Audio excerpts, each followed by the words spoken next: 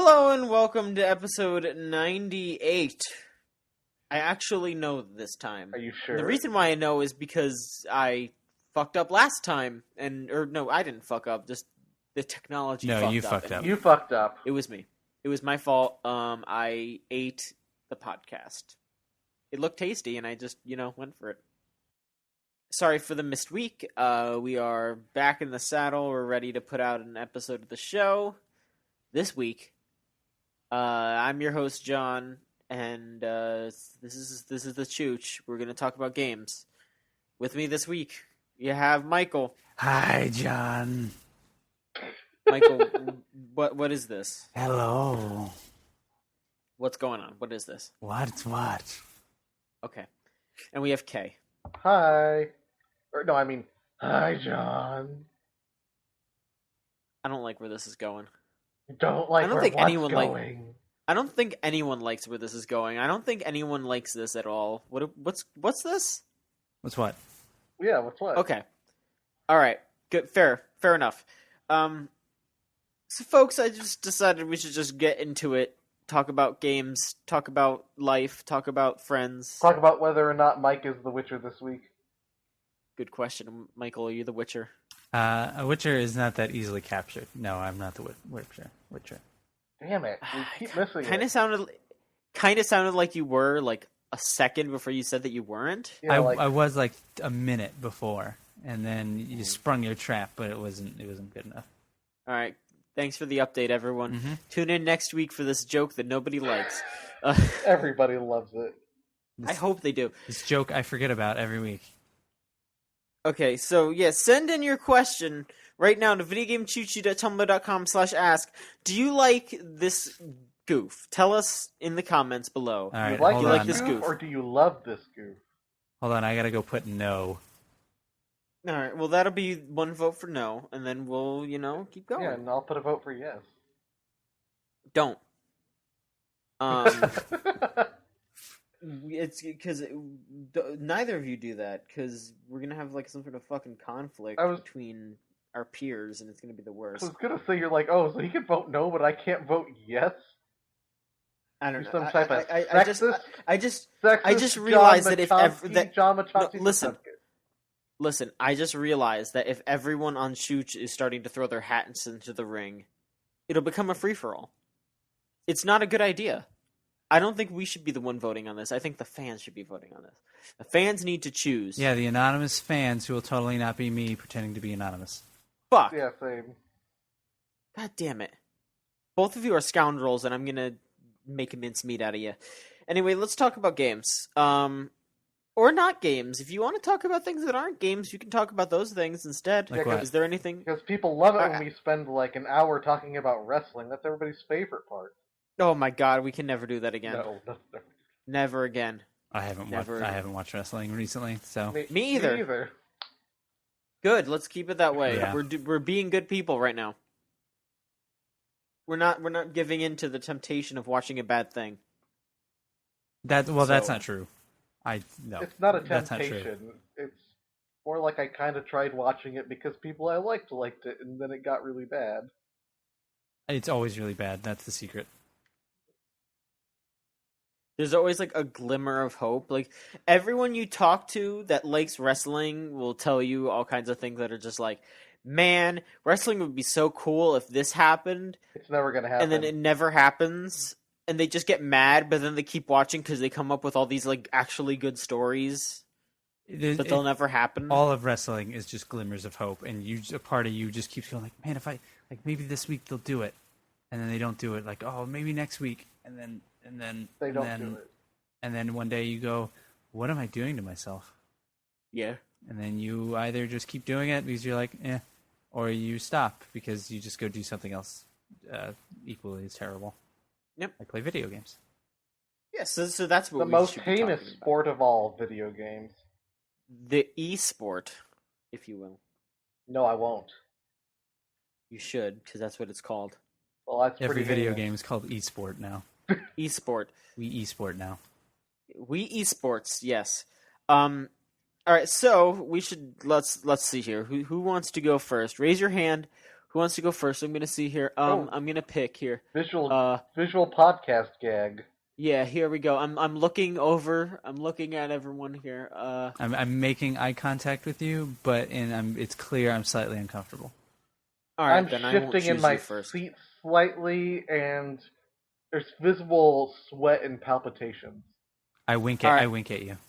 Okay, we're gonna go with Kay first because Kay seems to be more ready. Michael just seems to want to have sex with me, and Who that's can not. blame him? Yeah, Michael's a little Horn dog. See me after Yeah. class, Mister. I'm gonna earn that A. But no, Kay, you had a review out recently, so I think it'd be a good idea to talk to you. As recently as the same day as we were recording. How fucked up. But no, yeah, Kay, you reviewed Transformers Devastation. Yes, I did. Do you want to talk about that? Not really. Yes, I do. I mean, if there's other stuff you want to talk about, that's okay. Oh, are you coming on to me, Mr. Machonsky? What the fuck? Why is everyone horny at me right now? Who can blame us? I'm just trying to teach my class. Well, if you If put you're on gonna- your if- pants, maybe I If you're could gonna be concentrate. like this, fucking giving everyone Fs for fuck. Oh, okay, that's what it stands for. Oh, Yes, but anyway, no, Kay, please Devastation, right? regale us. How'd you like Transformers Devastation? I liked it. It was pretty great. I'm not going to tell you what I gave it. You have to read the review. Oh shit! Little cliffhanger for you. Yeah. I don't even know. I can't. I'm leaving myself on the edge of my seat. Oh. No, actually, I do know. I looked at it. I read the review. I was going to say, I'd be pretty insulted if you just acted like you read it and you didn't.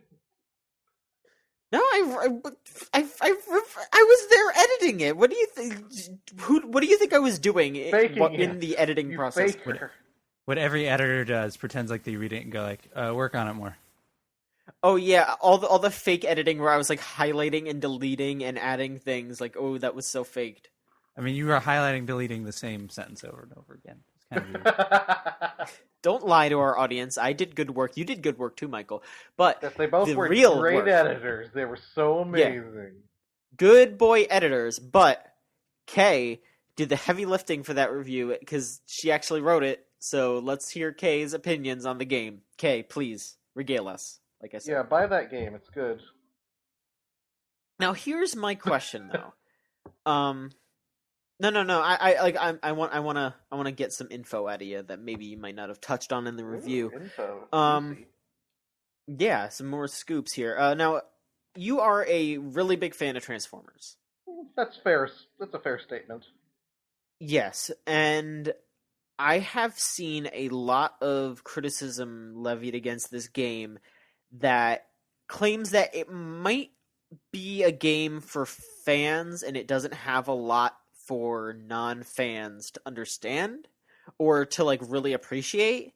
Would you say that? Because I think it's fair for you to, talk about what is, what you enjoy and score it based on how you feel, obviously.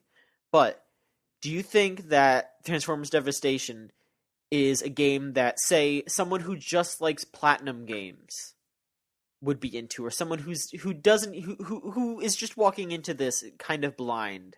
Well, I mean, Would you recommend this game still? if you're walking into it blind and you don't like platinum games and you know nothing about Transformers, then yeah, you're maybe not going to like that game. Okay. But I think people. I can't pretend I'm like the big platinum fan. I tried starting to play Wonderful 101 semi recently, and I couldn't get into it as much as I like the concept of it. That's a tough game. You like other character action games like Bayonetta or Devil May Cry? I never played either of those. Okay. Yeah, have you played any of those kinds of games? Like not necessarily platinum games, but just. I've played games like like that before. Yeah. But yeah, like which ones, just so people have an idea. I can't think of them off the top of my head. Maybe like Revengeance. No, I've not played Revengeance. I can't really think of any other I don't, ones. that's the problem, is I can't think of them. It's like one of those things. Okami? Okami is one of those, Sure. kind of. I've Yeah. been meaning to play it, I still haven't. Beautiful Joe, Oh, kind I of? played Beautiful Joe. And Yeah. Beautiful That's a Joe, character. too. I mean, it's not like a 3D character action game, but Beautiful Joe does play very similarly to those kinds of games. I Yeah. mean, it is a Hideki Kamiya game. I like this more than I liked Beautiful Joe. Okay. That's interesting. Though that also Um, might be because I'm a fan of Transformers, so... But I also like the concept behind Beautiful Joe, so it's not like I went into it hating the idea. Like, I like Beautiful course. Joe, okay, it's just I like this more. So But yeah, you're gonna I would- you're gonna leak the score for Transformers Devastation. It's actually beautiful out of beautiful. Sorry, everyone. I've ruined it for everyone. I've ruined it for UK. I'm sorry. But no, I mean, I think, from what I can gather, I think if you like Platinum games, you'll like this game. Okay. And obviously, if you like Transformers, do yourself a favor and pick up this game. I don't care what version of Transformers you like. This is something I think pretty much any fan can appreciate. Mhm. But it's mainly Like, it's targeted G1. for It's- the G1 hardcore fans, which, I mean, is good for them because they tend to be really G1 or bust about things. But there's enough but I mean, just in it's a good Transformers game. If you like Transformers in any way, you're gonna like that. And B, it has pieces of other bits of Transformers history that give it a little more substance. They give newer fans something to latch on to. Like, there's little bits of IDW continuity in there. What is IDW? IDW, Yeah, sorry, I should probably specify. IDW, the current comics run. Okay. Being published by IDW. It's not enough that it's, gonna push away the G1 diehards, but it's enough there that if you like IDW and you go in there and you, see that suddenly pop and you're like, ooh, interesting. So if I, let's say, like Transformers, but didn't grow up in 1984 when G1 was happening and never got into it, but have watched Beast Wars, let's say, and watched the movies and thought they were travesties, but still like Transformers, would I get anything out of this, or would I just look at this and go yep, those are old Transformers? I think you'd get something out of it. I mean, it's hard to say because Beast Wars is a whole nother horse because it's explicitly it's very different from a lot of the other ones. Sure. Because a lot of the other ones, they just reuse the same characters or similar setups of characters. I guess what I'm asking is is it so specific and so G1 that I will come into this and be like, I don't know what any of this is, I don't know what you're fucking talking about, or do they kind of go over the basics of not even Decepticons versus that? I just mean the basics of what's happening and what's this world and why are they fighting? Is any of that in there? Is there an opening cutscene where it's oh, this is why Optimus Prime and Megatron are fighting? Yeah. I mean, there's not an opening cutscene, but there's little bits of info in there, and also there's little data logs that explain shit too. Okay, so it's not hey, everybody who plays this is going to be a fan. It could be no, hey, everybody, you like robots in disguise? Here's a game. No, yeah, you don't have to have watched the original cartoon to get any of this. Okay, good.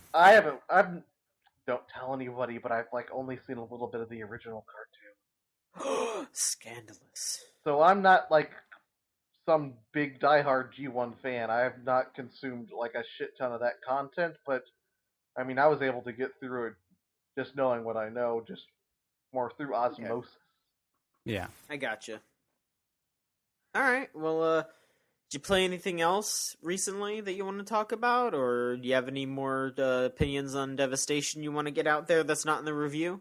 I didn't really talk about it much in the review, but the boss fights were pretty fucking great. Oh, I mean, Platinum's boss fights are always incredible.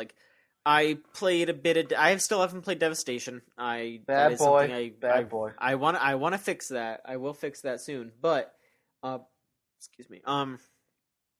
I played a little bit of it at E3, and there was the boss fight against. I mean, it's on the front cover, so this isn't a spoiler. But when you're fighting Devastator, holy shit, that was so cool, and just how they implement transforming, the combat, just the size of the enemy compared to you. Like, Devastator's like, I want to say like 4 times as big as Optimus.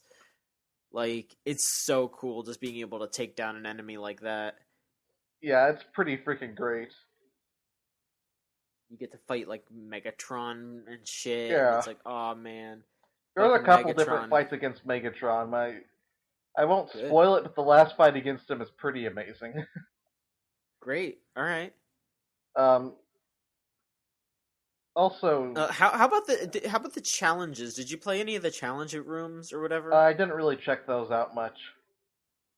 Yeah, maybe check those out. I'm going to check them out.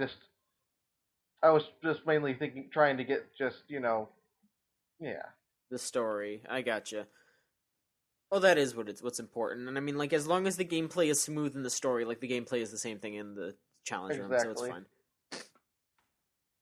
Platinum does a good job with challenge rooms too. That is something that are awesome. Like, I remember like the Bayonetta 2 challenge rooms and the Revengeance challenge rooms were really fun. Let's say one of these times I don't know, pick up a used copy of Bayonetta 2. I mean, Bayonetta 2 on the Wii U, it has Bayonetta 1. Like, I don't know if I don't remember if it's a separate disc or if it's a download. I want to say it was download, but I don't have it either, so who knows? Well, I mean, yeah, I got Bayonetta 2, and it was a download. Like, I got a download version of Bayonetta 2, and it came with, like, a download of Bayonetta 1. Yeah. So, yeah. It's probably a separate disc, maybe. Probably. Oh. But, glad to hear you enjoyed it. Yeah, please go read Kay's full review on the site. It's up there now.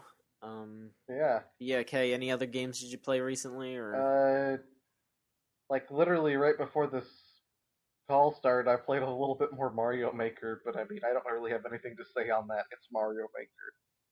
Alright. Still a good game. Still a good game. Still great.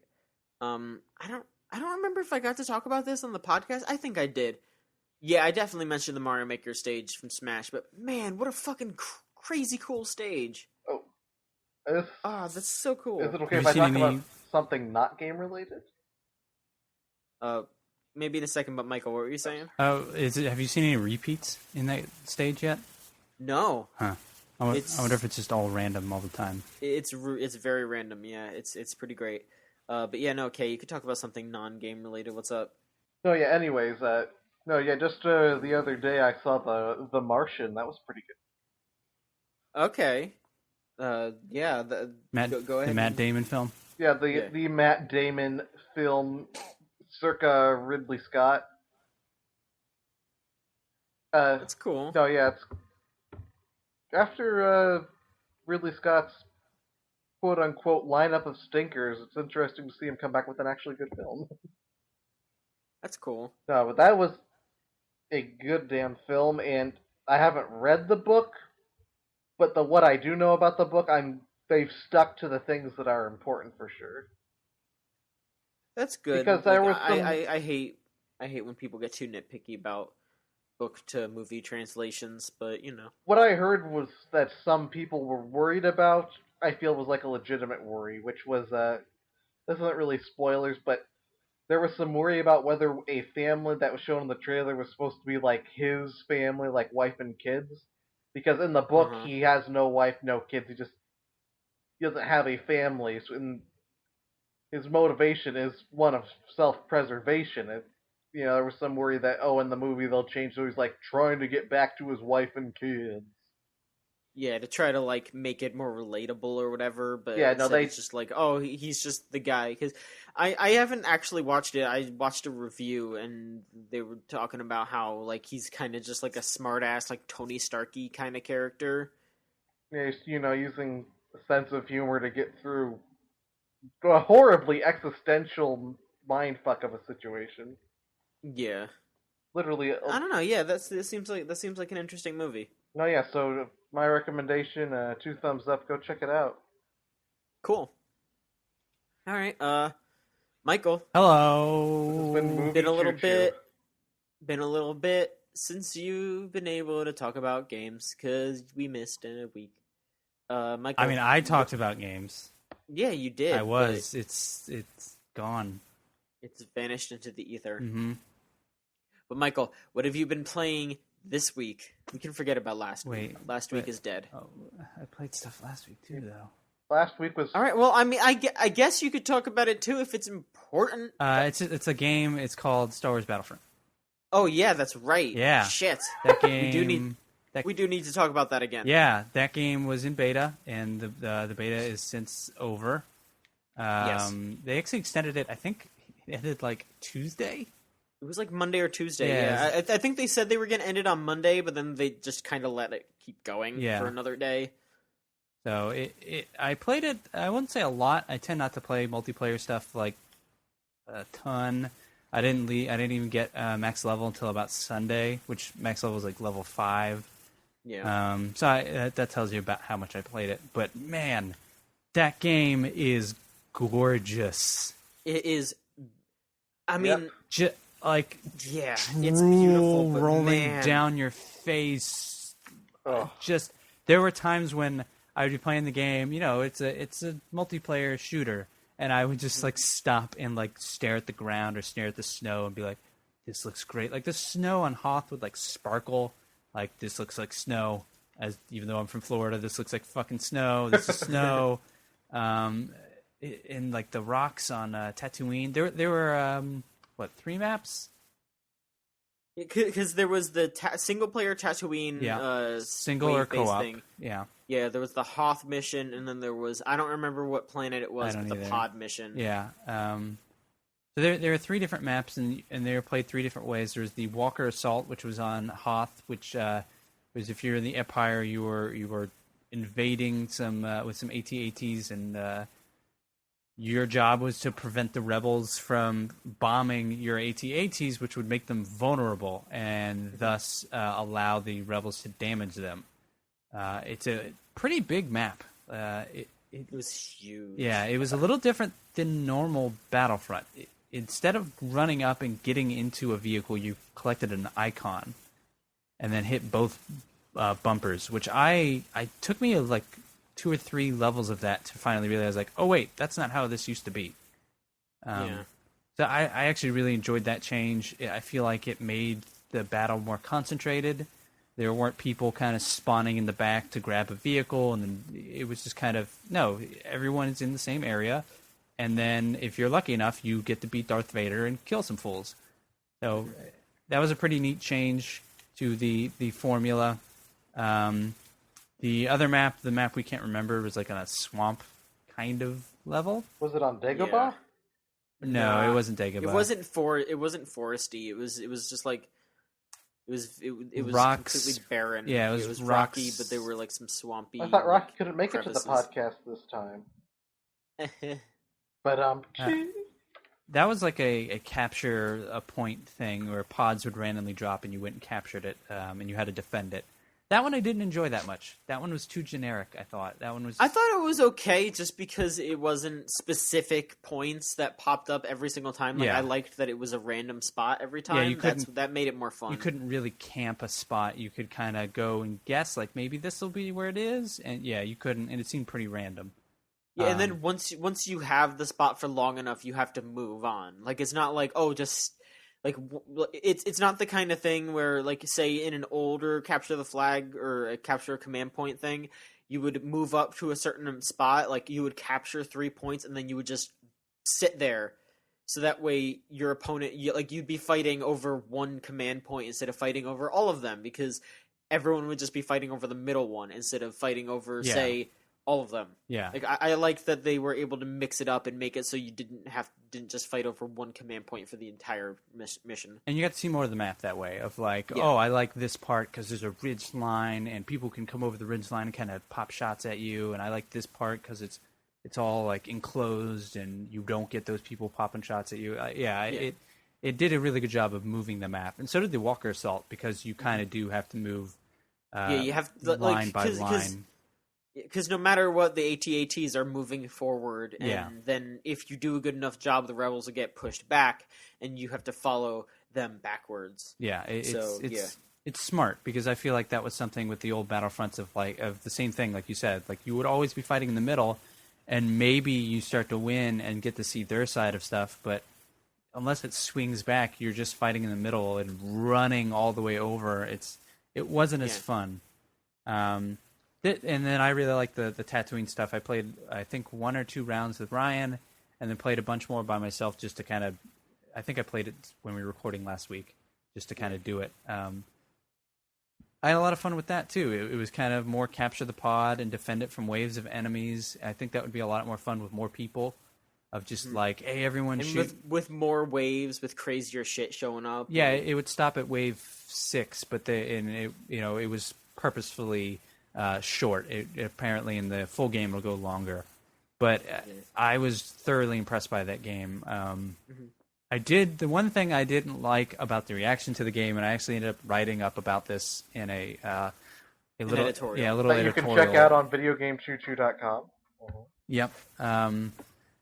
I saw a lot of positivity for it, and I feel like just as equal, I saw a lot of negativity towards it. And I get like playing this game and not liking it. A part of me kind of doesn't like it that it's all multiplayer, that there's almost no single player. Like, because back in the day, even with Battlefront 2 and I think Battlefront 1, there was sort of a campaign. There was like I don't remember Battlefront 1, but I remember in Battlefront 2, they had a campaign that encompassed like the entire run of the clones. Like, you did everything from when they were born to when they turn into the stormtroopers, and then the end of the Empire. Yeah, you did all 6 movies, kind of, and you would play as Jedi, because that's when they sort of started introducing hero characters. It was Battlefront 2 maybe is probably, even though this one plays better and looks better, Battlefront 2 is probably in terms of features, maybe a high watermark for that series so far. But so there are definitely, and the Walker assault was very unbalanced.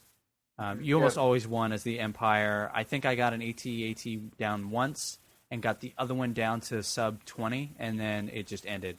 So I never won as a Rebel. I've heard some people would win 1 or 2 times, but they're going to fix that. But I think a lot of people go into this because it is DICE, because it is a series that initially ripped off Battlefield, and now the Battlefield developers are making it.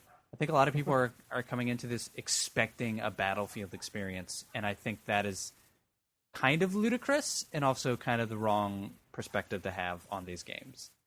Like, it's a science fiction world, first of all, so there's no, like, this blaster should be more precise. Like, it's a laser blaster. Like, who's to say how precise a laser blaster in a fictional world is to be? Apparently not very precise, judging by how well the stormtroopers aim. Yeah, I mean that can be the developers' like go-to of like, well, see how bad stormtroopers are, but like, who cares if it's not perfect? That I aimed a headshot and the laser didn't hit it every time. Like, my thoughts are, dude, I fucking turned into Luke Skywalker, slashed 3 stormtroopers, pushed one away into a rock, then jumped up and slashed an AT-ST, and it exploded. And that's pretty fucking dope. Like, that was great. I was strafing rebel scum in my TIE fighter. Like, I think we value, like, gameplay over experience just so much that we can't even see this game as, like, no, you get to be Luke Skywalker. That's the cool part, not the left trigger, right trigger. And yeah, like, a game should get the gameplay correct. There's no doubt about that. It's not fun to lose every time. But maybe not every game needs to be, that should be the forefront. And I think the experience of playing that game, even that little beta, every time I played that Walker Assault map, I fucking had fun. Every time. Even when I was running across the map, like, I always had fun. Like, whether the game was gorgeous to look at, whether the music was cool, whether the sounds were cool, whether I was, like, running from far away and seeing this crazy battle. Like, there was always something entertaining me. And that was, like, the cool part of that game, in my opinion. So I hope that people don't go into that going, like, this is Battlefield. Like, no, it's not. Yeah. So, you can read more of my thoughts that maybe aren't as ranty on the site. You mean we aren't What else going to have I been get playing? Star Wars Battlefront Bad Company? That would be pretty dope if they made. There's Game of the Year. I mean, what was that Stormtrooper game that they made? Yeah, no, it's not. It wasn't Rogue Squadron. It was. I'm looking right now. It was Republic Commando. Yes, it would be. Oh. It would be really great if they just made a sequel to that, even if they don't call it Republic Commando 2. Like in that.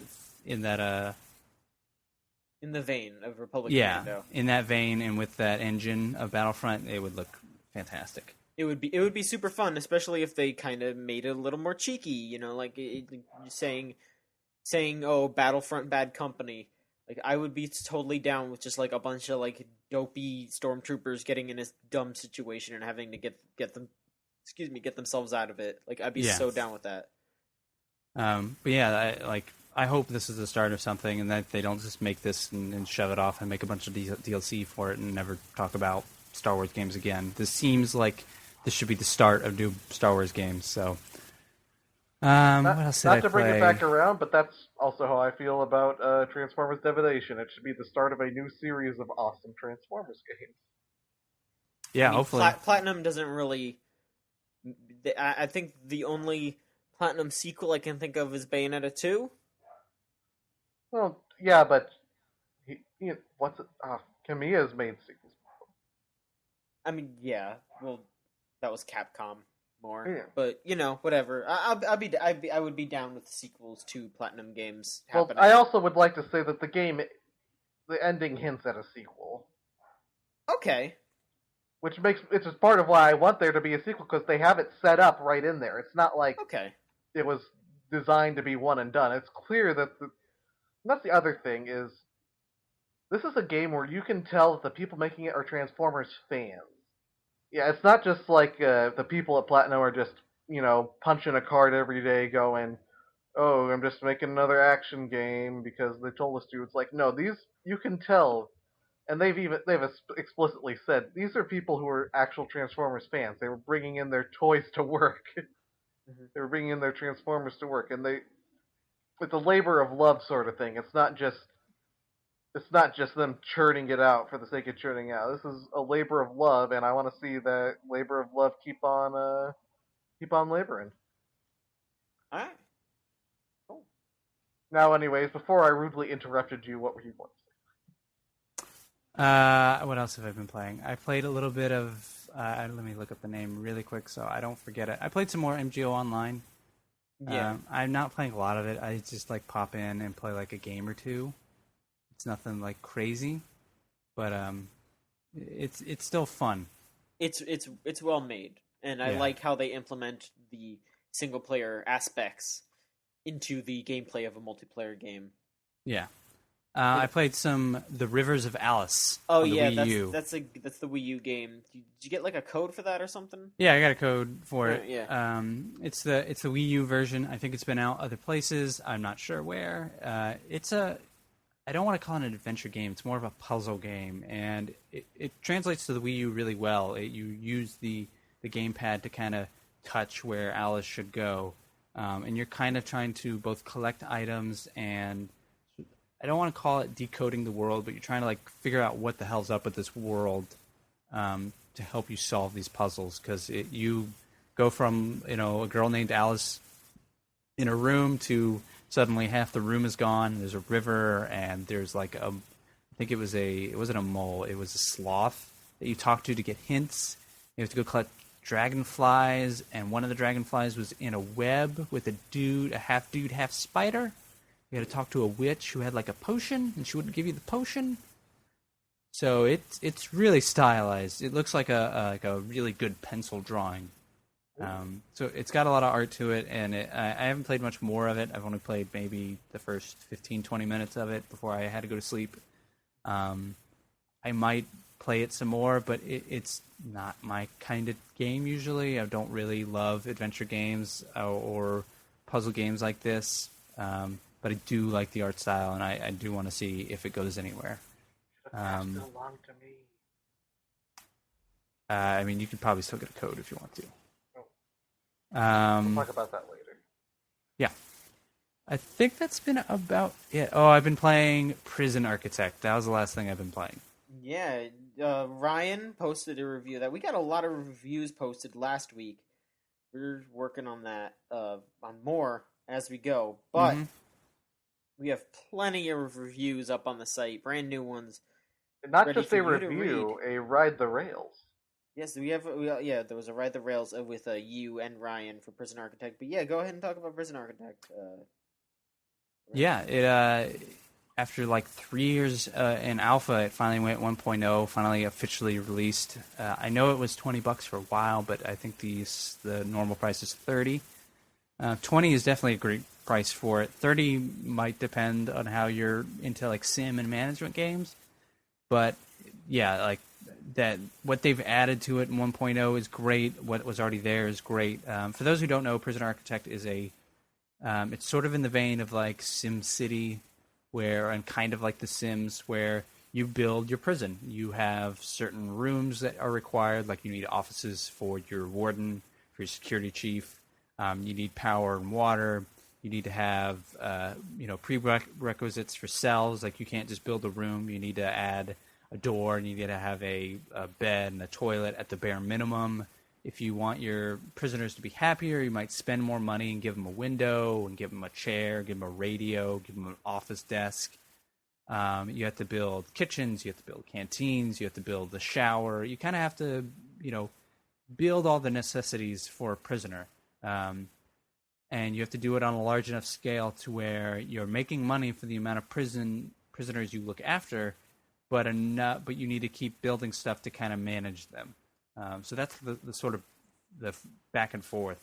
So you might have 50 prisoners and only 20 guards, and then your prisoners are just not happy enough to where maybe they attack a janitor and kill a janitor, or attack one of your guards and kill a guard. It's like, well, can you afford to hire 6 more guards, or do you need to hire 6 more guards and then take in 10 more prisoners? Which increases your danger. So it's a great little balance, and it has a nice little sense of humor to it. It doesn't take itself too seriously. I'm pretty sure like almost all of the prisoners, or a good chunk of them, were all backers when it was kickstarted. So a lot of them have I think several of them have indie game piracy as their crime. And they've added more to it. They've added like death row inmates. They've added all kinds of stuff. They've added a story mode, which kind of takes you through. It's like a tutorial. It is, yeah. It totally is a tutorial. And there used to be a tutorial in there that it's still there. It's just the beginning of the story mode now. I played a couple missions into that. It is it does a good job of teaching you this is how, in case there's a fire, this is what happens when this is how you take care of your prisoners. But the big mode, the big thing they added, and I don't think they treated it as a big thing, but I thought it was just crazy, is escape mode. And if you pause the game and go into extras, there's escape mode. You can either escape any of the prisons you've built, or you can scroll through all of the Steam Workshop prisons, or you can get a random Steam Workshop prison. And you are bussed in, you're a normal prisoner, you are taken to your cell, you're searched, and you are just kind of given the prison to walk around. And if they catch you in a place you're not supposed to be, they'll take you back to your cell. You can, if you've played the game before, you'll probably know the kitchen's a good place to get a knife or a spoon. The cleaning cupboard may be a good place to get poison. And the more sort of chaos you cause, the more reputation you get. The more reputation you get, the more you can beef up your character. You can make yourself tougher, quicker, more deadly, so that you're more likely to kill a guard.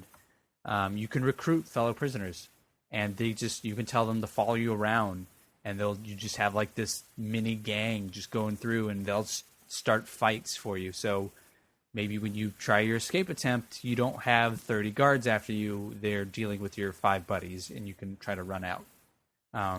You can actually kind of, once you recruit somebody, and you escape, you take control of that person, and you can take control of them at any time.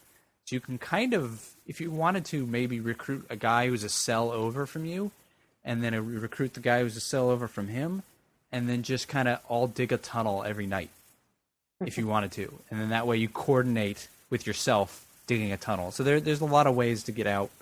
There's a lot of ways to mess with that. It's a kind of a weird mode when you start thinking about like, oh, I just killed 12 guards and 3 custodians.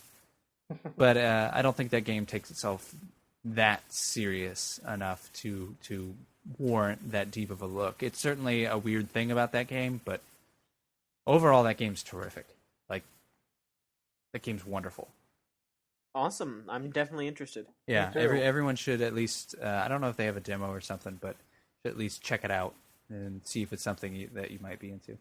Yeah, full review, glowing review from Ryan. Yep. Ride the Rails. Go check out that video. It's a good video. Yeah. But yeah, did you play anything else? Anything else you want to talk about? I cook food. I ate some banana chips. Those are good. Ooh. Mm-hmm. Oh man, I haven't had banana chips in ages. Those are so good. They sell them at Publix. I know. I was at Publix a little while ago and I didn't get any, and now I kind of want to go and get some. They sell them at Publix. They sell trail mix at Publix. It's pretty good. Yeah, I should get some more healthy snacks. I've been eating like garbage for a good while recently. Banana chips. It's like raisins, M&Ms, and peanuts. Raisins are really good. Mm-hmm. Especially a little salt on them for the peanuts. Ooh. And then the chocolate. It's really good. Super good. Mm-hmm. All right, Trail mix choo-choo. Let's end this podcast so I can go buy some trail mix. No. Movies? Say what? See any movies? Not recently. I need to get back into watching some recent releases. Once the summer movie season dried up, I kind of checked out of movies, and then all of a sudden video games got in the way. So yeah, video games releases seem to have dried up for like 2 weeks, and now they're probably about to start up again. So I'll try to get a movie in here and there, but nothing too recent. Yeah. Damn you, video games. Yeah. Yeah, that's about it. I'm just trying to cook more. All right. That's good. Okay, well, I have a couple of games that I can talk about real quick. I talked a whole bunch about Persona 4 Dancing All Night a couple weeks ago. I have my review up on the site. You can go check that out. We put up a Ride the Rails last week for Arcana Heart 3 Love Max, the PC port. With how many exclamation marks? 5. I remember that. I don't know why I remember that, but I remember how many exclamation points are in that. That was handy for when I needed to write that name over and over again. Yes. 1, 2, 3, 4, 5, done. But that's a really weird game. I mean, just go watch the Ride the Rails. It's really dumb, but it's funny. And like, there's a part that I've never heard Niall laugh as hard as he did in that video. Like straight up, like I've heard Niall laugh, but I've never heard him like full on like bust a gut laughing. So. If you want to hear Niall really happy about something, go watch that video. If you want to hear him be sad, then you're a bad person. Yeah, don't. I want Niall's smile and optimism to never be gone. I want to make him cry. What? You're a monster. But the other stuff I could talk about. I got a copy of Animal Crossing Happy Home Designer. What? There will probably be a review of that up by the time this is out. Ha! Yeah, there better be. You said it now. Okay, yeah. There will be. There will be. It's almost done. That's fine. At the time of recording, it's like a 3/4 of the way done, so it'll be done by the time this is out. Sure it is. It will be. Jeez. Pressure's on. I don't know. I don't really know exactly how I feel about that game. I have mixed bag. That's what I will say about that game. Mixed bag. But no, really, like trail mix bag. I mean, all right, so if you like everything in the trail mix, you should get that trail mix. If the trail mix is only part of the meal that you would have and you don't just want trail mix, then maybe don't just buy trail mix. You lost the metaphor on me. Okay, yeah, that metaphor sucks. Basically, stop talking about trail mix. Okay, I'll stop talking about trail mix. Yes. Instead, I'll talk about Animal Crossing. Look, I'll just the easiest way to describe this is that it is only decorating houses in Animal Crossing. If you love that, if that is your favorite thing about Animal Crossing, you will love this game because it makes it easier to do that. It gives you unlimited options. It lets you decorate a bunch of animals' houses, not just yours. It lets you basically create like the village that you would want. But if you want bug collecting, if you want interacting with the villagers at all, if you want, any kind of goals, there's none of that in this game. It's the goals part that makes me think, what, like, why would somebody play that? Because Like I feel the like they're open-ended. goals. They have incredibly limited goals. Like what they'll do is, all right, yeah, here I'll tell you like how you play this game. You take a job from an animal, and they'll be like, That's okay, so rude. no. I mean, the animal offers you a job, and you take it. Okay. Yeah, and they'll be like, okay, I want my house to have a floral theme. So you're like, okay, I can do that. You go to their house, and they have 3 items in boxes already in their home, and it just says, use these items, and that's it. You don't actually have to follow a theme, you just have to use those items. Like, and when they say, oh, it's a floral theme, that means that the items that they give you are flowers. So as long as those 3 flowers are in that home, it'll be considered a floral home. And then you can put fucking toilets all over the floor. You can change the wall to dungeon walls. You can just put you could just leave it. After you open those boxes, you could just leave it and the animal will be happy with it. Just, it doesn't matter what you put in there. I think you have to have like a place for them to sit or something like that. But otherwise, there's no rules to it. And it's not like it's a good thing for there to be like super specific rules, because then it's like, but yeah, no, it's just like there's not enough structure to really, designate a response from someone who doesn't just love this for the sake of the game, basically.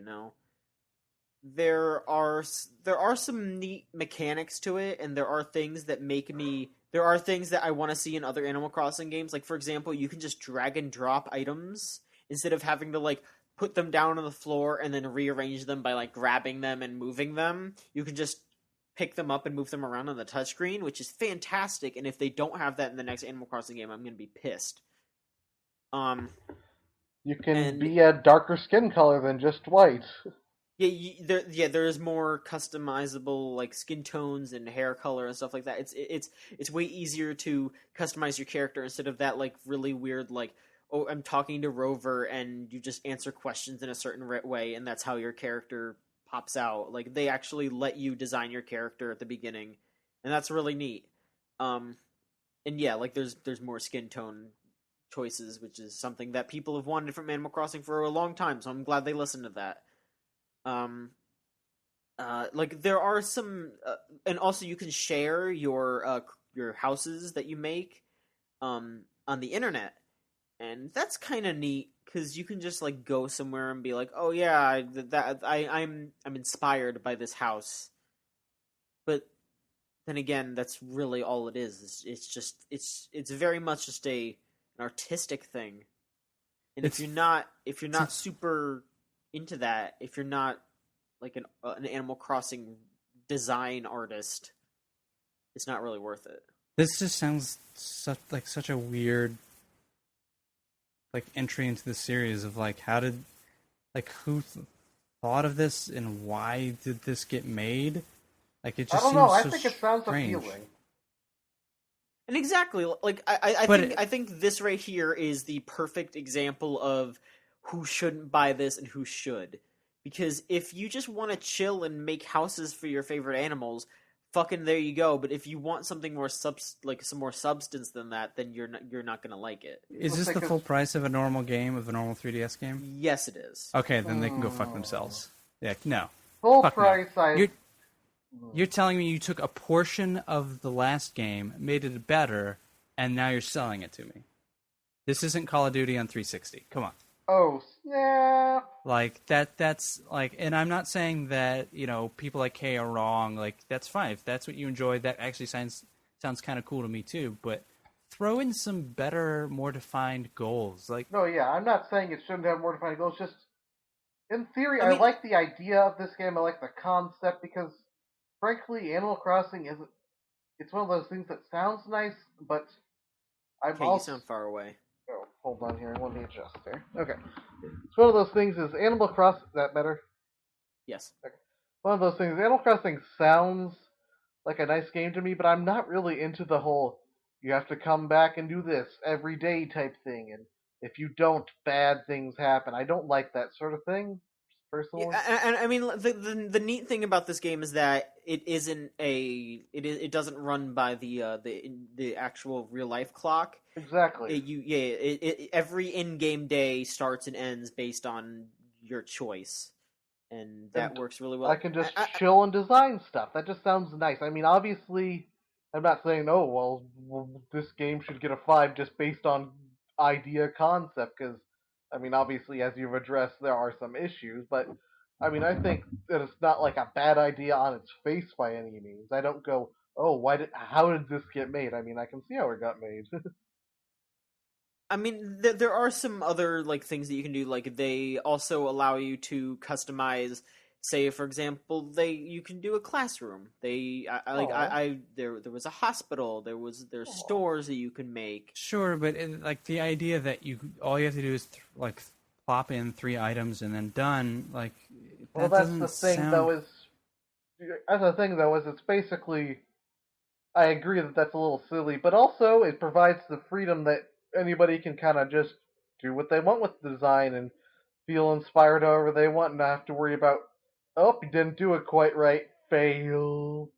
Yeah, exactly. Like it's that kind of thing where the artist will feel freedom and they will create something interesting. This sounds like a mode that should be in an Animal Crossing game and not its full game.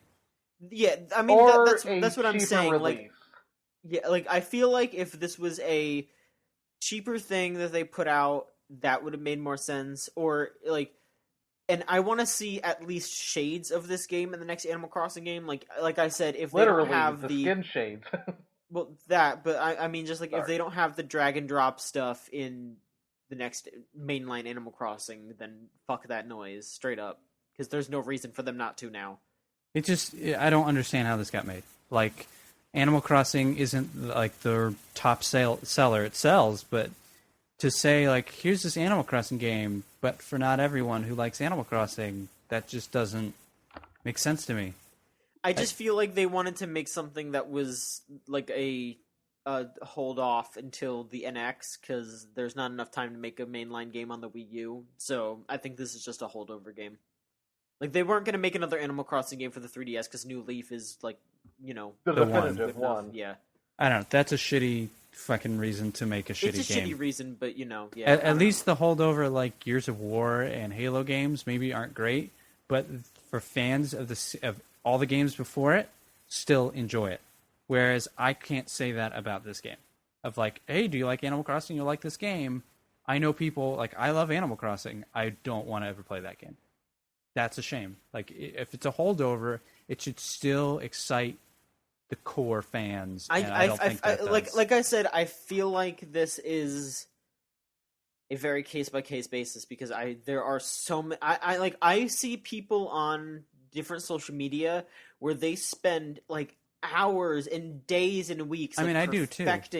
But no, like I mean, like not just like, oh, I need to make sure that the weeds are plucked. Like I see people who are like, I need to create the exact, like I need to manipulate this game in such a way that this villager moves here, villager moves here, like that kind of stuff. Yeah, like I just want all horses in my village, and the way to do that is to kick out all the cows. And I get that, but again, will that person enjoy this designing game? Absolutely, yes. Like no, this game is for that don't, person. I don't think you could say that because the person who is manipulating their village to get exactly right, maybe they don't give a shit about the designing. Maybe they just throw up the same couch in the same position. That's the thing. It's like you can't say, or I don't think any of us can say that a true fan of Animal Crossing will enjoy this home design game. I think you'd say a good chunk of them will, but that's what makes it weird for me. Of like you're saying a good chunk of these fans will love it, and then the rest will be like, I like Animal Crossing. This is not the part I want. And you kind of throw them out and like, then don't buy this game. And then they have to wait just as long as everybody else. Not actually true, because then they can pick up that party game. Yeah, no. Oh, yeah, great. Another fucking The holdover. the game they literally made just so they can sell Animal Crossing amiibo, like straight up. Yeah, pretty much. Like they said that in interviews. They said, "Yeah, we made this game because we wanted them to make Animal Crossing amiibos." Sure. Is that more? Does it look more like Mario Party or Monopoly? I couldn't tell you. I think have it's not, a cross. I have not paid any attention to that game. Like I'm just gonna buy a couple of the amiibos because I like the characters, and that's it. I'm not even gonna actually buy the game. Like- All right, stop talking about amiibos. Let's move on. I wanted to mention really quick the amiibo integration in Happy Home Designer. Just really quick, because it's interesting, but it's also very strange. There's the obvious, like, okay, use an amiibo card and then you could design this character's house. Like, for example, I have KK Slider card, so I just put the card down and then it let me design his house. And then I can visit KK Slider. And it sucks because he has like 5 lines. The thing that I hate, I like actively hate about this game is that you don't feel like you're a friend to any of these animals. Just another worker cog in the housing market. Yeah, like in New Leaf and all the other Animal Crossing games, you were a part of that village, and which is the point of the games, literally. Yeah, in New Leaf, you were the mayor, like you were running that town, and the villagers would be like, "Oh, hey, I have a request for the town. Can you help me?" But then, when they weren't requesting stuff of you, when they weren't working with you, they would be your friend. And I feel like they're not your friend at all in Happy Home Designer, and it is such a bummer. Because you'll show up to their house, and they'll just be like, "Oh, thanks for designing my house. I'm glad you're visiting." Get off my property. And then that's it. That's what we're saying is John needs more friends. I mean, John, the Happy Home Designer, needs some friends because I feel. I know exactly what you mean, and I agree that's ridiculous. There should be at least more dialogue than what you're implying. Yeah, it's a real bummer. It's especially that's literally when you're able the appeal of the series is being buddies with these weird little animal villagers. Yeah, and like especially when you're able to interact with these animals in more intimate places than you would normally, like being able to actually go to KK Slider's house. Like you've never been able to do that before, and you can do that in this game. And he's just like, "Hey man, I make some cool beats, far out y'all," and then that's it. Took on this, Jonathan. But yeah, and then the other thing that the amiibo cards do is if you go over to one animal's house, you can take out an amiibo card and just drop the amiibo animal into their house, and they just stay in their house. I accidentally left Pascal in one of my animals' houses, and I completely forgot about him. And then I just went and visited her, and he was just standing there like shaking maracas. And that's all he was. I was like, "The fuck."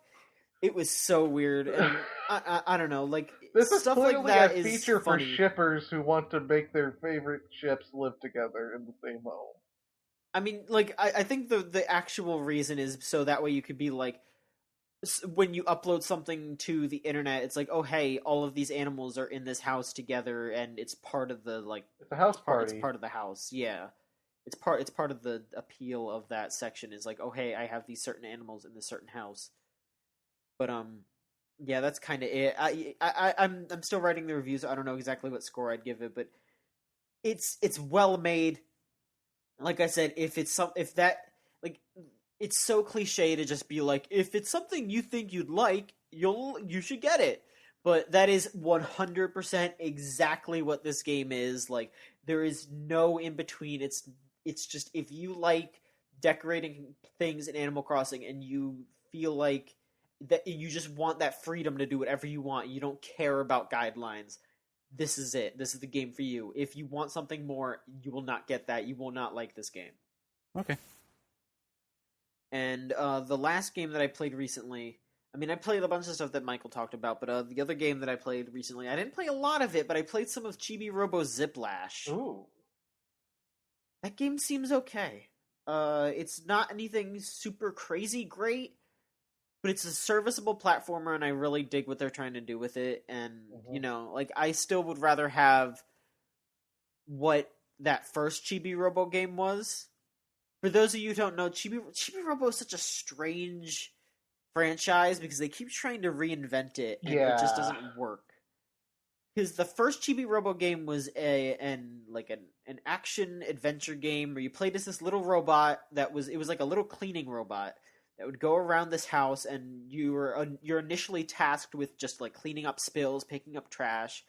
But as you go on and the story goes, Chibi Robo like starts to help the family out with their emotional problems. Like the dad is an emotionally stunted guy who's obsessed with like toku shows, and like he doesn't really want to bother with his family anymore. He just wants to watch like TV shows.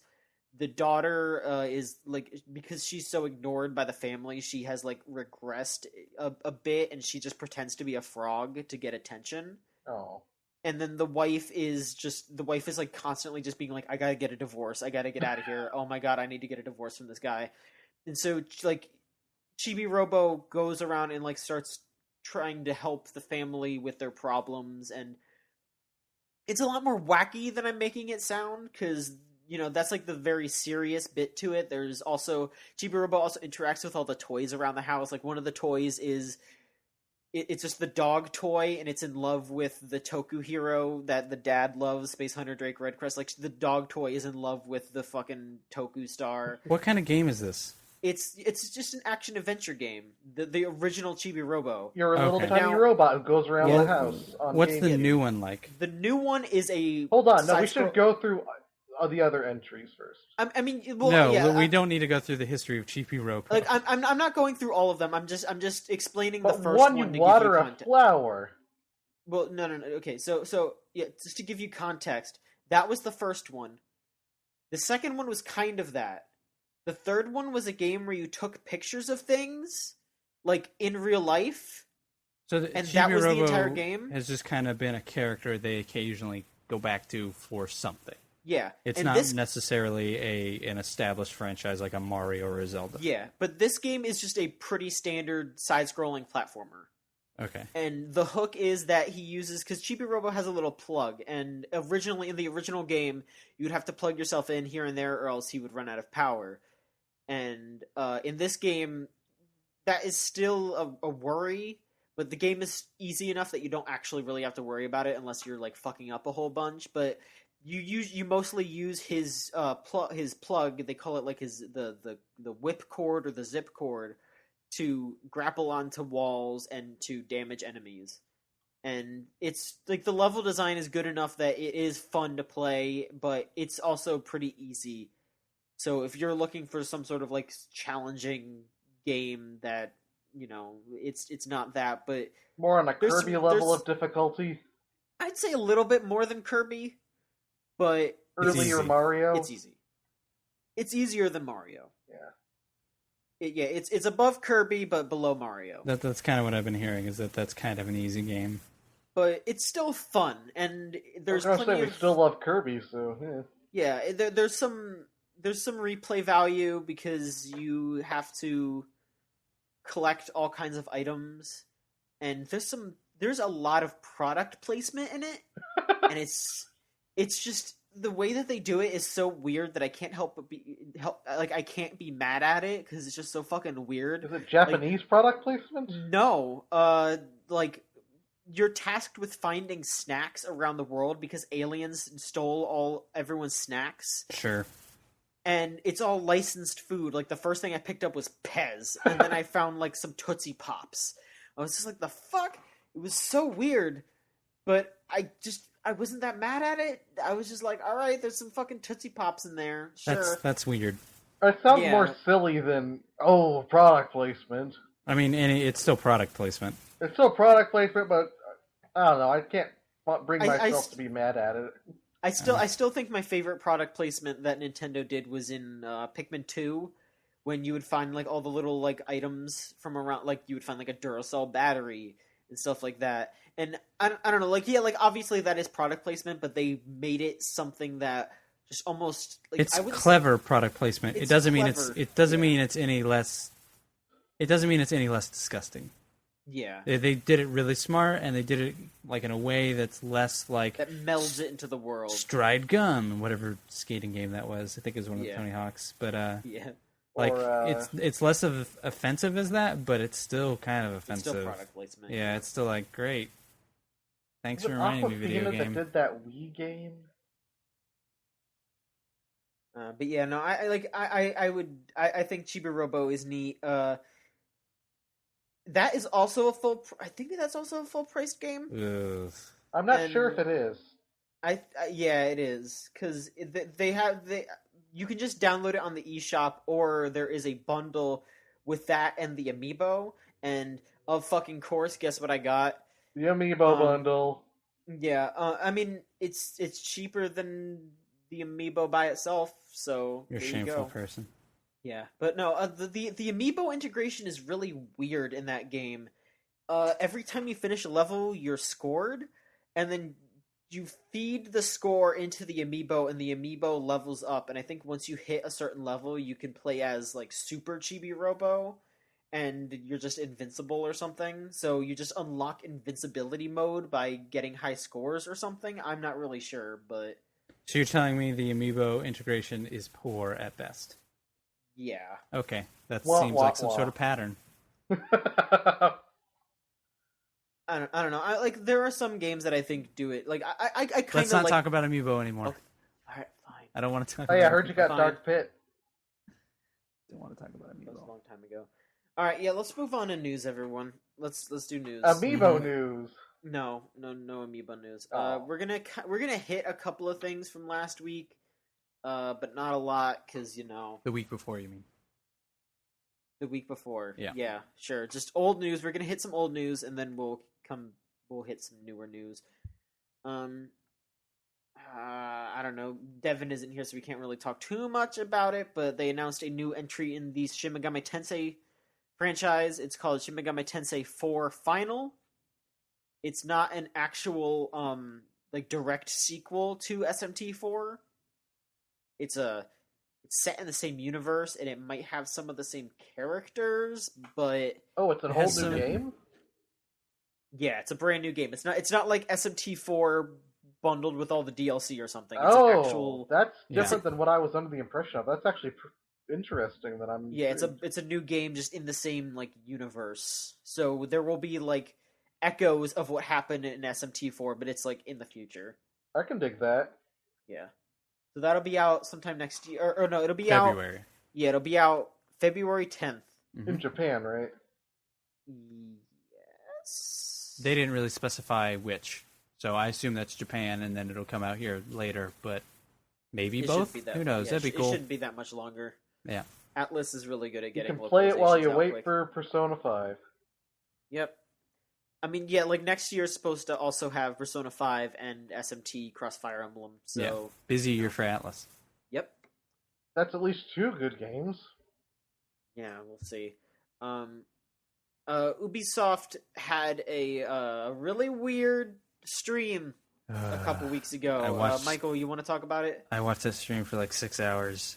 By watched, I mean I had it like really turned down in the background of stuff. He was But yeah, staring at it constantly. they just had a stream up. It just went up. There was no announcement. There was no like we're gonna announce something after this. There was none of that. It just there was a stream suddenly, and I saw it tweeted out. So or maybe on NeoGAF or something, and it was just a cave painting. It was just like a dude in a cave painting, and it was slowly panning out, and I mean very slowly. And it would slowly reveal like a mastodon and a saber-toothed tiger, and here's a big bear and a giant sloth. It was just Some dudes holding spears and using bows and arrows. yeah, Like, it was very slowly coming out, and then as this live stream went on and on and on, of course the internet was did its job, and kind of people are already starting to surmise like it's going to be a Far Cry similar to like Blood Dragon, where it's this one-off thing, it's not numbered. That was like the first things I guessed, and I saw other people guessing. And then leave it to IGN Turkey to break the news that it was going to be called, and eventually this was confirmed that it's called Far Cry Primal. it's not confirmed if it's like Blood Dragon-esque. No, they did confirm that it's going to be a full game. It's not just like a short thing like Blood Dragon. It's going to be a full $60 game. Okay, because the quote at the time was something like, here it is, full-fledged single-player experience. Yeah. That, to me, doesn't exactly say its own disc. I don't know. I think that's a way to tell... I think that's a way to get people not to go like, oh, it's just another Blood Dragon, which I don't know why people would be against that anyways. But, if it's its own disc, that's fine. I thought people liked Blood Dragon. Yeah, people went crazy over that. So, but it is similar to that. It's its own thing. It's in its own world. No dinosaurs because it seems to be trying to become very historically accurate of its age. They've gone into a little more detail about the characters and you're the last of your tribe. And I bet you kill mastodons, skin them, and make your wallet bigger. So that. I played Far Cry 4 not that long ago. I really enjoyed it, and I played a little bit of Far Cry 3 and 2. I don't really want to play another one of those games if it's exactly like Far Cry 4. Mm-hmm. Far Cry 4 is too similar to 3. And I really don't want to play another one of that. You got to mix it up. Yeah, because if you really think about it, there's been Far Cry 3, Blood Dragon, Far Cry 4, and now this one. That'll be 4 Far Cry games that are very, very similar.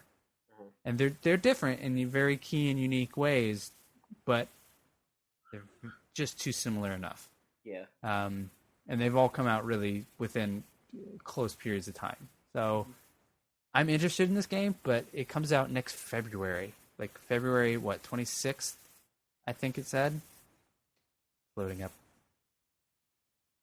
Just February. They may have said a specific date, and then March for PC. So the early next year is really starting to heat up, and this I want this to be good, but part of me thinks no, that this will be kind of just another Far Cry game that you can kind of skip. Sure. So that's what happened. Yeah. So let's do this. Michael, you posted a short burst kind of shotgun blast of news. Yeah, shotgun blast of news. Let's cherry pick some stuff from this though, because some of this isn't really too important, but some of it is. Sure. Let's see. Sega plans to do more PC games.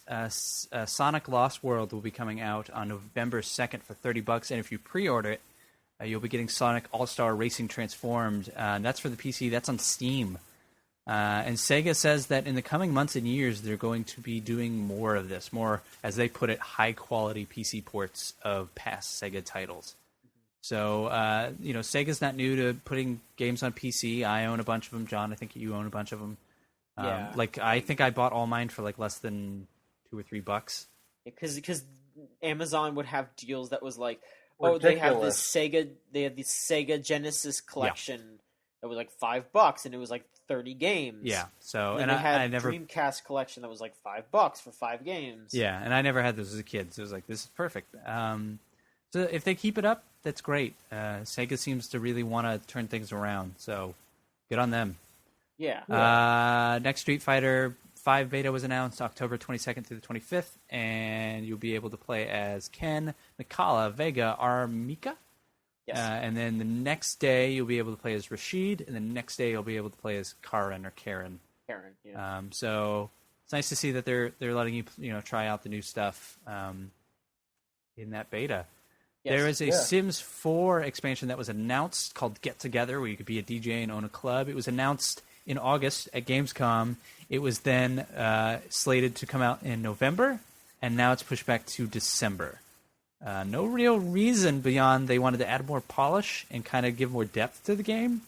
But really weird to have, give yourself 2 months gap and then say, no, let's give ourselves another month. If only they had given more polish to the actual game.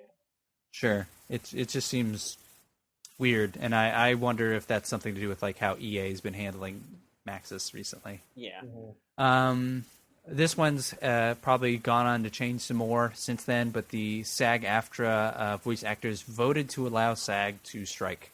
So if the SAG negotiations with EA and Activision to give voice actors more money, some more royalties, all kinds of stuff, better working conditions, then SAG has the power to strike if that needs to happen. Mm-hmm. I haven't checked up on this one, so this may have changed since then, but Call of Duty used to be joined at the hip with Xbox. They had a marketing deal with Xbox that meant when you saw a Call of Duty commercial, you saw an Xbox logo after it. Just like nowadays you see a Destiny commercial, you see a PlayStation logo after it. It's on both consoles, but that's the logo you see. And at E3, Call of Duty kind of switched sides. That's the setup to Call of Duty suddenly disappearing from Xbox One store and off of Amazon. You can still buy the physical bundle. You can still pre-order the physical bundle on Amazon, but if you want to get it digitally, if you want to get a digital code off of Amazon or off the Xbox One store, you can't do it. I saw this on Kotaku, and they did the legwork. They reached out to Microsoft and to Activision going, hey, like, where's your game, guys? Activision essentially said, hey, we're focused on finishing this game. Also, we didn't take them down. And just kind of threw their hands up in the air. And Microsoft kind of said, we're working hard to restore the option, but you can also pre-order physical copies at these retailers. And neither really explained what was happening. A lot of wishy-washiness. Yeah, well, just a lot of non-answers, yeah. Seems weird that this would happen. I haven't checked. I guess I could check right now while we do other stuff, but Breaking news. Seems really strange to have that happen less than a month away from release, and among a large retailer or a large console manufacturer like Microsoft and a large publisher like Activision. Just really, really weird. So I don't know if that's back up. I'll check right now if that's back up, but that's really weird that happened, in my opinion. Yeah, it is such a strange thing. Yeah. And that was it. That was all 5. I did all 5.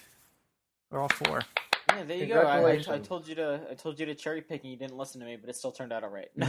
He cherry picked all of them. I went quicker than I did last week. That's good. Uh-huh. Next bit of news we have here. This is an interesting one. The original Deus Ex had a new mod come out as a free download on Steam called Revision.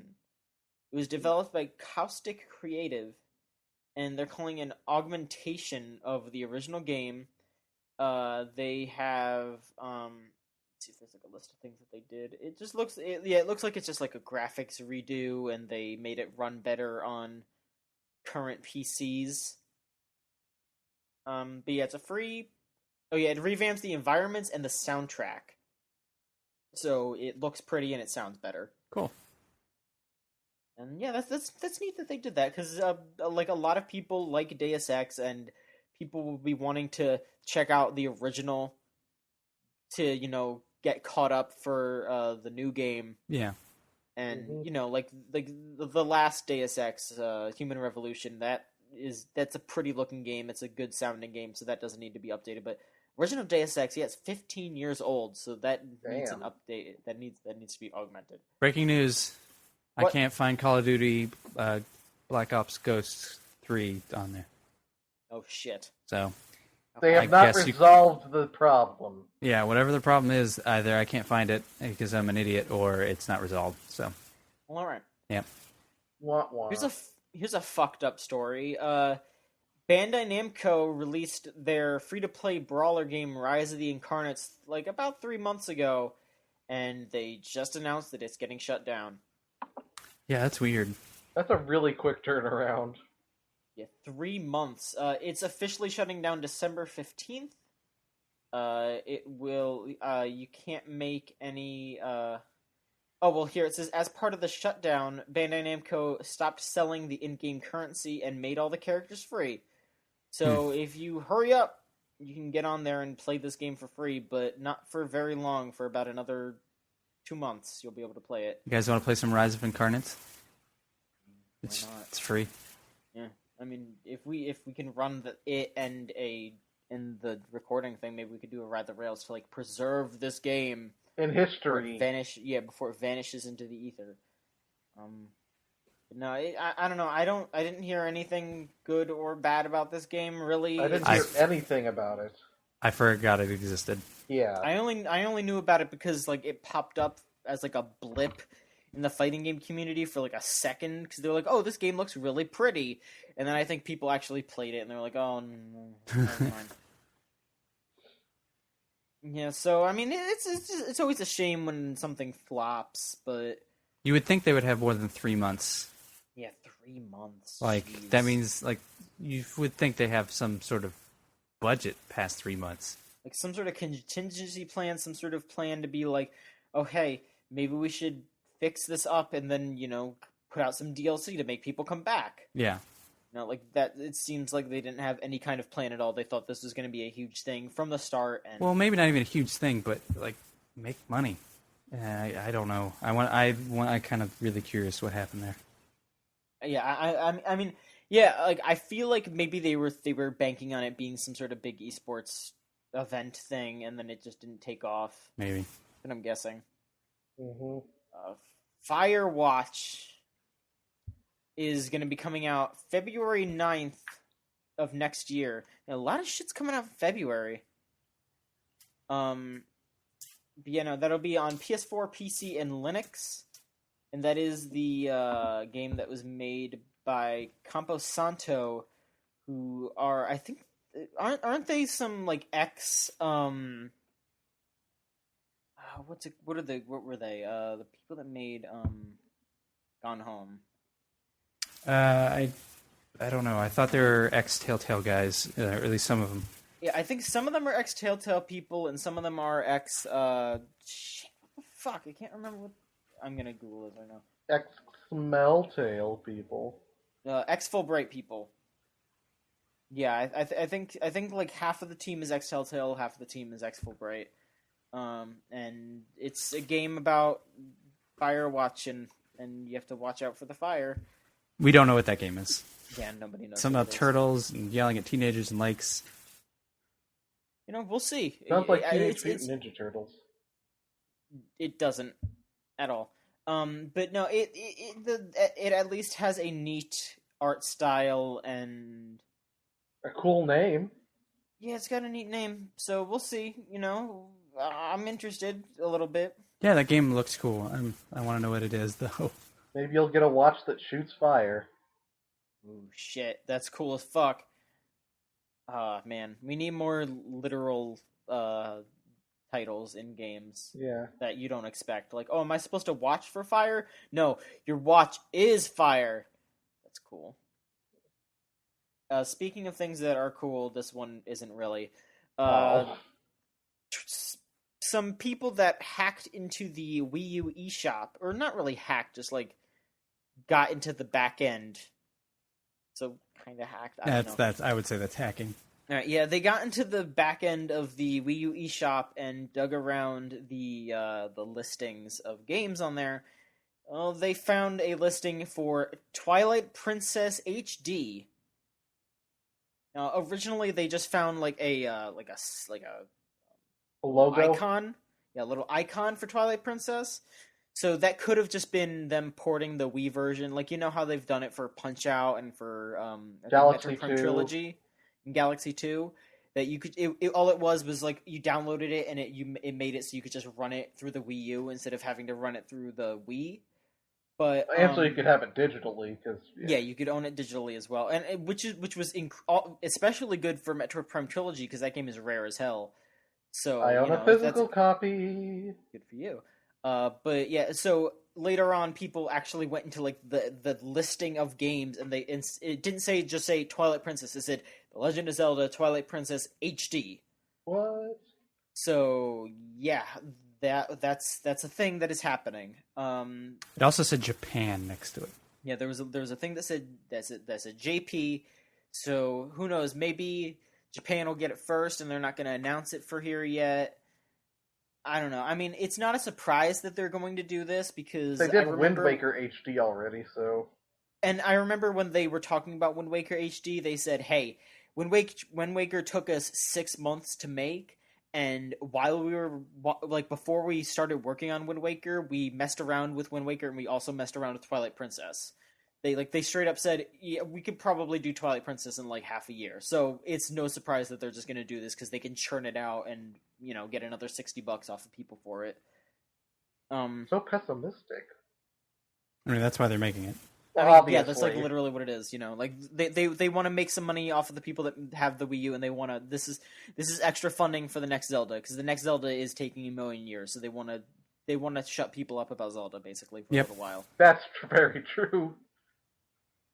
But there's been some rumblings about a Nintendo Direct soon, so maybe that'll be announced during that Nintendo Direct.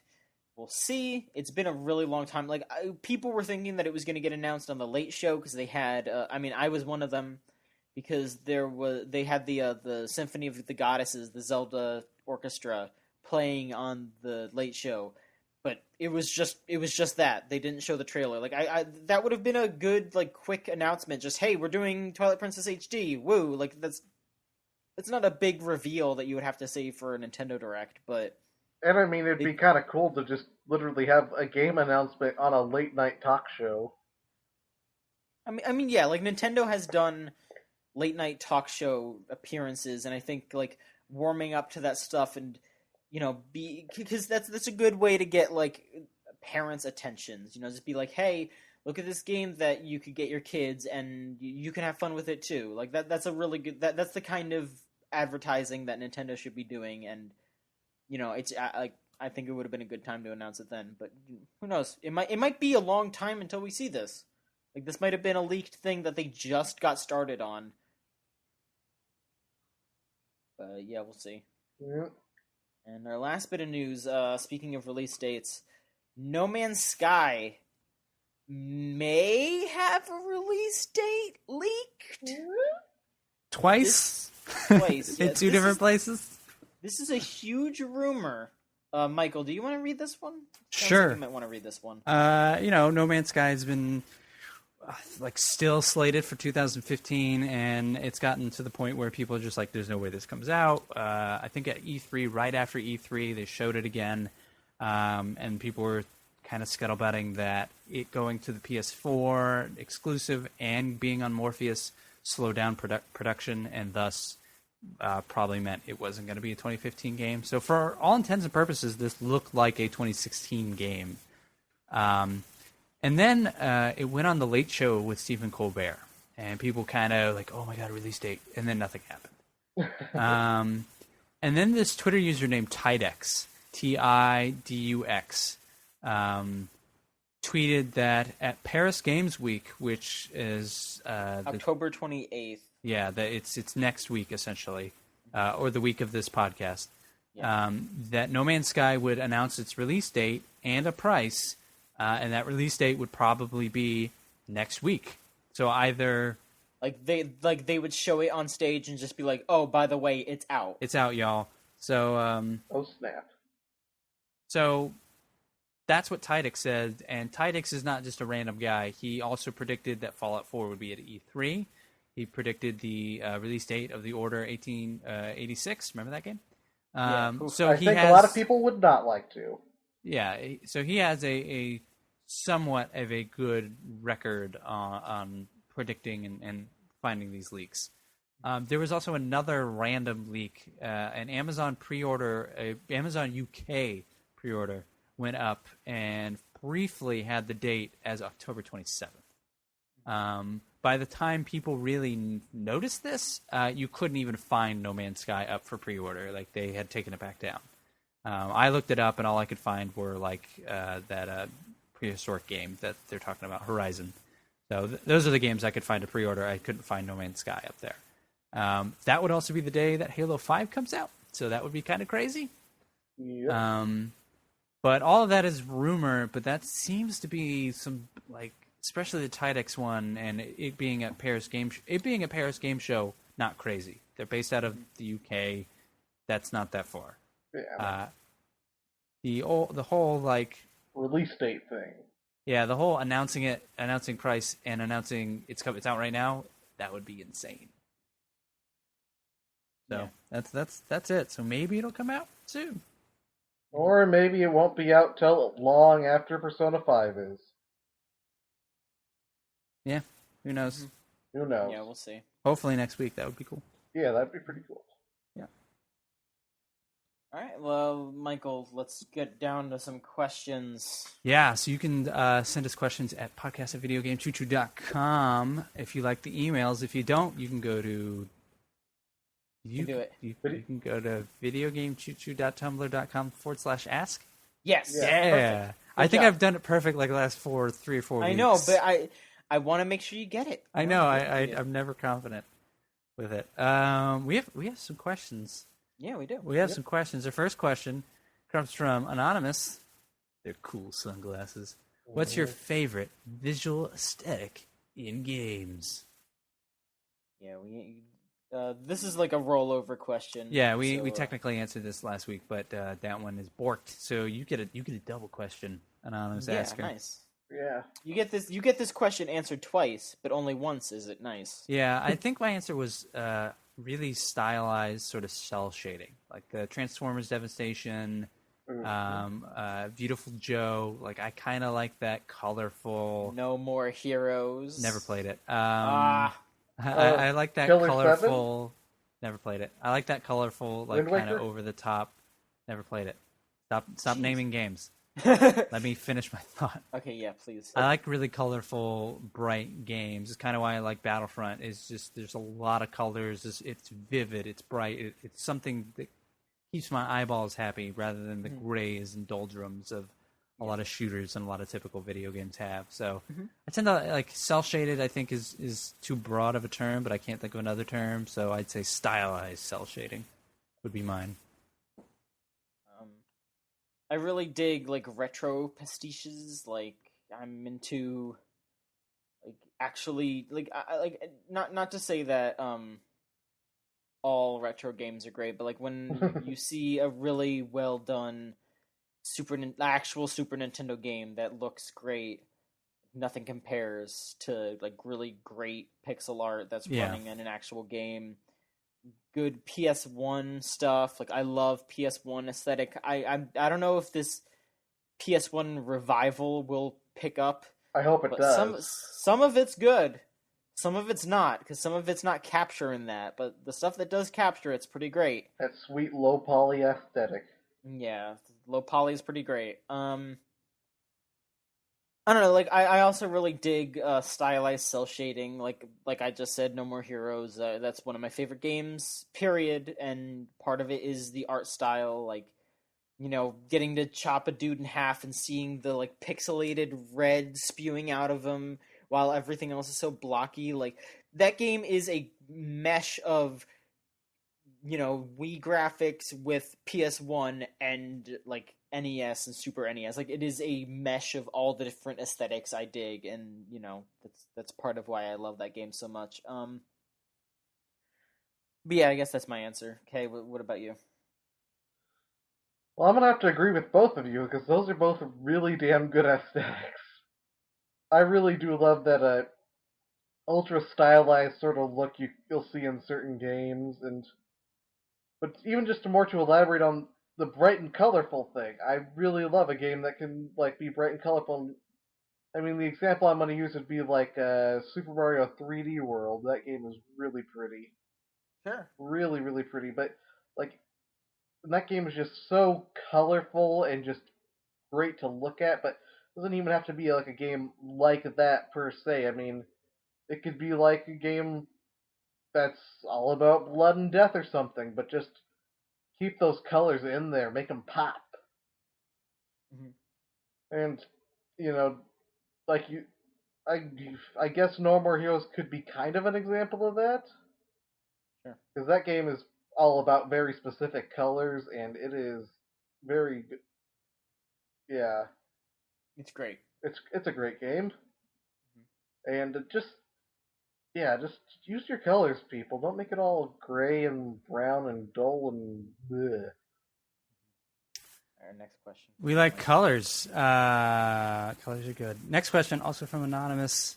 Their shades aren't as cool. Out of the major releases left this year, which do you think will be the most disappointing / worst? So come on. I assume by major releases they mean the big stuff. They don't mean like Roller Coaster Tycoon World. I guess, Which will probably actually be the worst, but yeah. I was gonna say, what else All I can think of is Fallout 4. What else is there? Halo Fallout 5. Just Cause, Xenoblade, Need for Speed. Need for Speed. Oh yeah, Xenoblade's this year. I mean, Yokai Watch. WWE. You could say WWE is a major release, and that's gonna be Garbo. So there you go. But I'm gonna say, do Yokai Watch or WWE count as those? I mean, I think both do, but I think WWE has such a bad history at this point that saying that one will be bad is like saying Fallout 4 is going to be terrific because it has a terrific pedigree. Like that's it says most disappointing / worst. You gotta be disappointed by it. Nobody's gonna be disappointed. They're just gonna be like, fair. Whatevs. Fair. I don't know, because I feel like all the major releases are like I can't really predict any of them being terrible. Like Need for Speed. No, Okay. don't say that. I haven't heard a fucking thing about it. I've heard more about Yokai Watch, which is launched the same day, which is a 3DS game, than I have about Need for Speed at this point. Yeah, but it's also technically a series. Well, yeah, I mean, like you hear more about Yokai Watch because Yokai Watch is like everyone is. I've heard more about Call of Duty Black Ops 3 than I have about, and this isn't just like Need for Speed Nitroglycerin. It's just Need for Speed. They're reinventing the series, and I haven't seen I haven't seen fucking new trailers. I haven't seen anything for it since like maybe a couple E3, months ago. Yeah, it's FMV. Where's like the dumb FMV trailers? Where's the this is how you customize your car trailer? Like, where is all of that? I don't see any of it, and it's like it's an EA game. I see a delay happening. It's kind of close for delay. I think it could happen. I mean, yeah, but I think they are looking at it and they're going, "Ooh, this isn't what we thought it would be, and maybe we shouldn't spend 50 or 20 million bucks on a marketing budget. Maybe we should spend 5, and we should spend it that last week, and we only have to beat Call of Duty that same actual day or right before it." So I don't know. I want that to be good, but I don't think it will be. I'm gonna say arbitrarily, I'm gonna vote for Halo 5. That's a claim. Yeah, it already seems like pretty Halo-y. Yeah. But the last thing 343 made was broken. So exactly. I guess it might launch janky. Yeah, but you should. I mean, everything launches janky. Let's be honest. Which is a bad trend that is starting to happen more and more. Starting. Well, okay, it's not start. You know what I mean? It's really picking up lately. I mean, you could say Assassin's Creed Syndicate, but I don't consider that a big release. I don't consider Assassin's that Creed's not a big thing anymore because it's not disappointing. It's exactly what I expected. Yeah, but I don't even consider that a big release. So. Ouch. It's but not. Yokai Watch above that. Yeah, totally. Yeah, because I mean, Yokai Watch has a lot to live up to. Like that's actually true. Yeah. People are predicting Yokai Watch to be like the new Pokemon. You know, like this is supposed to be a big deal. It's big in Japan. The cartoon is launching on Disney XD. Yeah, like that's been out for a while. So yeah, like it's supposed to be the new kids thing. All right. Next question. One of these questions says, so Battlefront Beta, was it good, and what was good and what was bad? We talked about that. Yeah, we kind of talked about it. It looks great. I think it plays pretty good. Beautiful. Yeah. Has some balancing issues, but they are aware of it. Yeah, they fessed up to it. I mean, it's a beta. Like, of course there's balancing issues. That's half the point of a beta. It was cool to see that 9 million people played it. That, like, the most of any beta. So, good on them.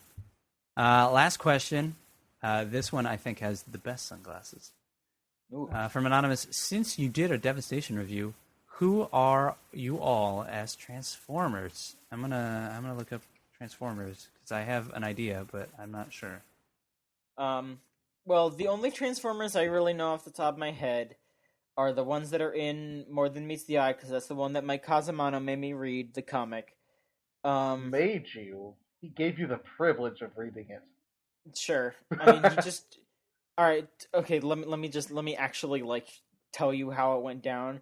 He bugged me to read it for I want to say a year and a half. It's true. And then he bought me all of the issues on because they were in a Humble Bundle, And then I was like, all right, fine. So then I read like most of them, and then when I went to his place over the summer, he had all of them, and I just read them, and I was like, all right, these are pretty all right. And now I'm subscribed to it, so I'm still reading it. Thanks, Mike. But I guess if I were to pick who I was, I guess Swerve? No, Mike Swerve. You can't take Swerve from him. Mike Casamano, by the way. Mike Kazama. Okay, all right, that's fair. I don't know who I'd be then. I like Cheetor. All right, you could be Cheetor. Cheetor is dope. He turned silver at some point. That's cool. No, Yeah.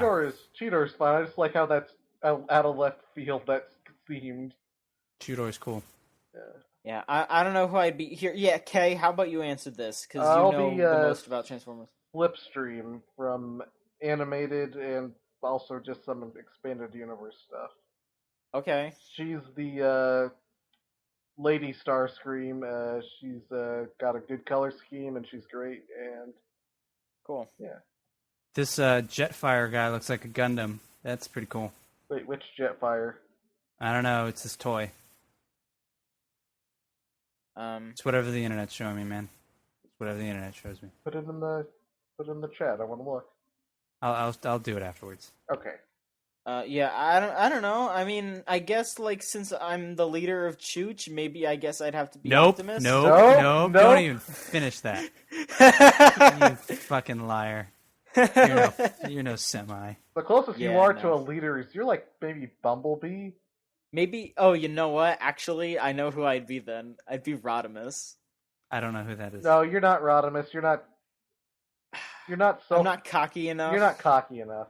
I'm not into myself enough. I'm googling Rodimus. Image search Rodimus. Yeah, you could be a Rodimus. No, he well, can't be. I mean, yeah, he's just like really full of himself. Like he's like kind of the new leader after Optimus. Oh well, then no, you're not a leader. Ouch. Yeah. Damn.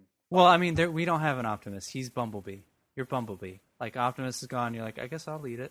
Also, I can't talk. I'm a radio. I'm a Bumblefuck, more like. There you go, Bumblefuck. Fucking bumbling idiot piece of shit. That's my transforming name. Bumbling idiot piece of shit. No. Bumblefuck.